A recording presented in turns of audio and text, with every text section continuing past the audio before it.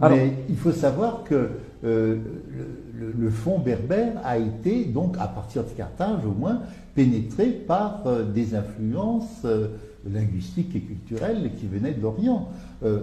Tenez, ça me vient à l'esprit, Saint-Augustin raconte, Saint-Augustin c'est 5e siècle, Saint-Augustin raconte qu'autour de chez lui, sous Haras à l'heure actuelle, et bien autour de chez lui, il y avait encore beaucoup de gens qui connaissaient le punique. C'est-à-dire que c'était quand même une langue importée, venue d'Orient. Alors là, oui, c'était venu d'Orient, on en est absolument certain. Et on sait que parmi les Arabes qui ont pénétré très tôt, 8e siècle en Afrique du Nord, certains ont pu se faire comprendre de populations locales en Éthiopie, en Tunisie, parce que le punique et l'arabe, c'est des langues... Ce sont des langues sémitiques. Ce sont des langues voisines. Et j'ai pu déchiffrer sur les 50 000... 250, 300 inscriptions romaines, en latin.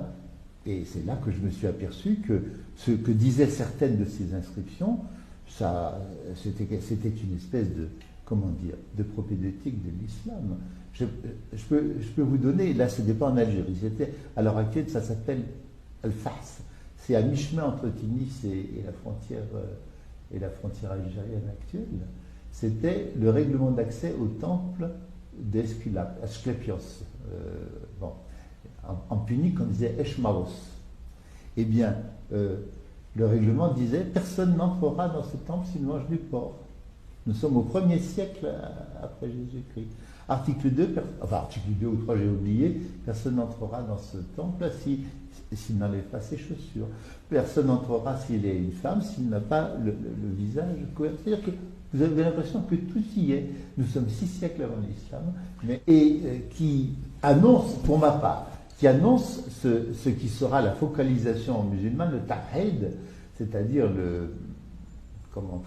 l'unicité de Dieu divine. Autrement dit, il n'y avait pas d'islam, bien sûr, au IVe siècle, mais je pense que le donatisme a été quelque chose qui a diffuser cette idée de monothéisme. Je pense que c'était une propédeutique, une anticipation du ça.